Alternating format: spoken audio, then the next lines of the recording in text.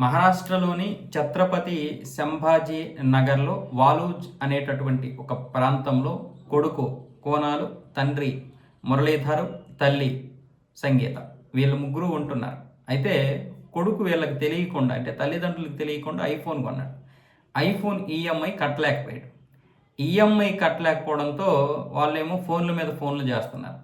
కొడుకు ఏమొచ్చేసి ఈ విషయం తండ్రికి చెప్పాడు. ఇలా నేను ఐఫోన్ తీసుకున్నాను నాన్న, ఈఎంఐ కట్టలేకపోతున్నాను, ఈ ఒక్క ఈఎంఐ కడతావా అని చెప్తే, నువ్వు నాకు తెలియకుండా ఎవడు నిన్ను కొనమన్నాడు, అసలు ఐఫోన్ నీకు అవసరమేంటి, ఇప్పుడు మళ్ళీ ఈఎంఐ కట్టమంటున్నావు, ఎక్కడి నుండి నేను డబ్బులు తీసుకొస్తాను, నా దగ్గర డబ్బులు లేవు అని చెప్తే, ఆ అబ్బాయి ఏం చేశాడు, ఈ కొనాలగాడు ఆవేశంతో వెళ్ళి నేను చనిపోతానని చెప్పి అక్కడ తీస్గావ్ అనేటటువంటి కొండ ఎక్కి అక్కడి నుంచి భయపెట్టడం మొదలుపెట్టాడు.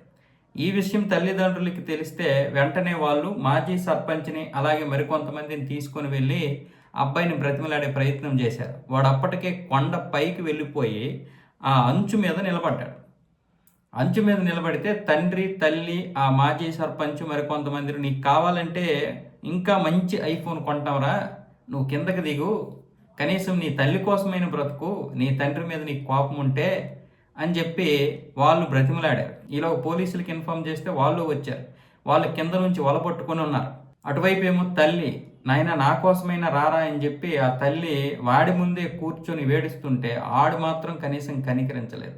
నేను చనిపోతాను, నాకు వద్దు, ఇది అదే అని చెప్పి చివరికి వాడిని ఎలాగైనా సరే కిందకి దింపాలని చెప్పి తండ్రి మురళీధర్ ఆయన దగ్గరికి వెళ్ళి వాడిని దగ్గరికి చివరికి ఏదైతే అయిందని చెప్పి తండ్రి మురళీధర్ వాడి దగ్గరికి వెళ్ళి వాడిని పట్టుకునే ప్రయత్నం చేసినప్పుడు వాడు వెనక్కి తూగిపోయి తండ్రి చేయిని పట్టేశాడు. తండ్రి చేయిని పట్టుకునేసరికి తండ్రికి కూడా బ్యాలెన్స్ తప్పిపోయి వాడితో పాటే కింద పడిపోయాడు. దాంతో ఇద్దరు అక్కడికక్కడే చనిపోయారు.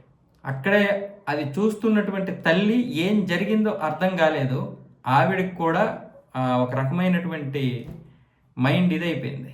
అక్కడ ఎవరికైనా అలాగే అనిపిస్తుంది. చూసినటువంటి మనకే పరిస్థితి అంత దారుణంగా ఉంటే సొంత కొడుకు ఇటువైపు భర్త చనిపోతే ఎలా ఉంటుంది. ఆవిడ కూడా వెంటనే దూకేసింది. ముగ్గురు అక్కడికక్కడే చనిపోయారు. దీనికి సంబంధించినటువంటి వీడియో కూడా వచ్చింది. బహుశా ఈ వీడియో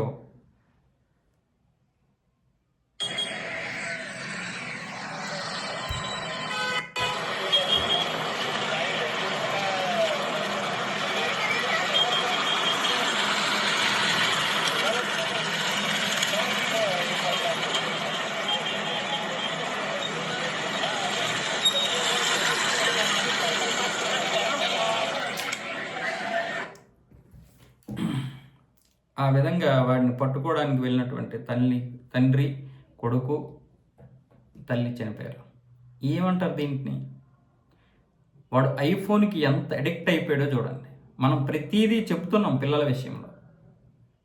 ఐఫోన్, ఈ మధ్య పిల్లలు ఐఫోన్ అనే కాదు, ఒక ఖరీదైనటువంటి బైక్ కావాలని చెప్పడం, వాడెవడో కొన్నాడు కాబట్టి నాకు నువ్వు కొనని చెప్పి తల్లిదండ్రుల్ని పీక్కు తినడం. ఐఫోన్ మోజు విపరీతంగా ఉంది ఒక్కొక్కరికి. ఎందుకు ఉందో తెలియదు. అసలు ఐఫోన్లో ఏముంటుందో అర్థం కాదు. ఇప్పుడు నేను ఐఫోన్ కొన్నాను, నాకు ఈ ఐఫోన్ అవసరం,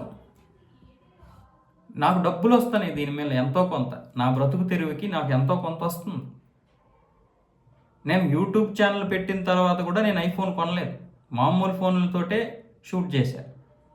కానీ మామూలుగా అయితే జర్క్ వచ్చేస్తుంది, కెమెరాలతో తీస్తే టైం ఇది అయిపోతుందని చెప్పి ఈ ఫోన్ కొనాల్సి వచ్చింది. కానీ ఇది నాకు లగ్జరీ కాదు, ఇది నాకు అన్నం పెడుతుంది. మీరు వీడియోలు చూస్తారు, ఎంతో కొంత నాకు ఎంతో కొంత నెల అయ్యేసరికి వస్తుంది, అది నా కుటుంబ పోషణకు ఉంటుంది. ఇప్పుడు వీళ్ళు ఎందుకు కొంటారు? మోజుకు కొంటారు. ఫ్రెండ్స్ కొన్నారని, లేదా అమ్మాయిల ముందు ఫోజు కొట్టడానికి కొంటారు. అంటే సమాజం మారిపోతుంది. సమాజంలో పిల్లల మనస్తత్వాలు మారిపోతున్నాయి. ఇప్పుడు మనం అన్నీ కూడా మొదట్లో అది గొప్ప, ఇది గొప్ప అని చెప్పి వాళ్ళ దగ్గర చెప్తాము. వాళ్ళు ఏమొచ్చేసి దాని మీద మోజు పెంచుకుంటారు. మామూలుగా అయితే ఇంతకుముందు మనకి 90s కిడ్స్కి ఒక కేక్ కొంటే గొప్ప, బయటికి వెళ్ళి ఏదైనా బయటికి వెళ్ళి ఒక పెద్ద చాక్లెట్ కొంటే గొప్ప, డైరీ మిల్క్ లాంటివి. కానీ ఇప్పుడు పిల్లలు అలా కాదు కదా, మారిపోయింది కదా సమాజం. అప్పుడులాగే అంటే కుదరదు. కానీ పిల్లల్ని ఖచ్చితంగా కంట్రోల్ చేయాల్సినటువంటి బాధ్యత కూడా మన మీదే ఉంటుంది. పిల్లలు ఫెయిల్ అయ్యారంటే అది తల్లిదండ్రులుగా, అలాగే అటువైపు పాఠశాలలో ఉన్నటువంటి టీచర్స్గా, సమాజంలో ఉన్నటువంటి మనుషులుగా అందరము ఫెయిల్ అవుతున్నట్లే లెక్క. ఇది ఒక ఐఫోన్తో వచ్చినటువంటి సమస్య కాదు, మన పిల్లల మనసుల్లో వచ్చినటువంటి మార్పు. దీన్ని ఎలా మార్చాలో కూడా అర్థం కాదు. ఇది ఒక పెద్ద లెసన్. ఇది ఏ లెసను, ఏ టీచరు, ఏ లెక్చరరు చెప్పలేడు.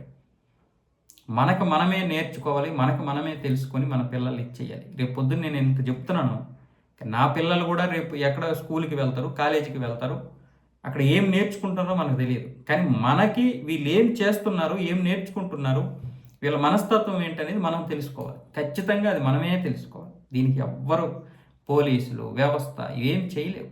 పిల్లల విషయంలో చెప్తున్నాను కాబట్టి మనకు మనమే నేర్చుకోవాలి, మనకు మనమే తెలుసుకోవాలి.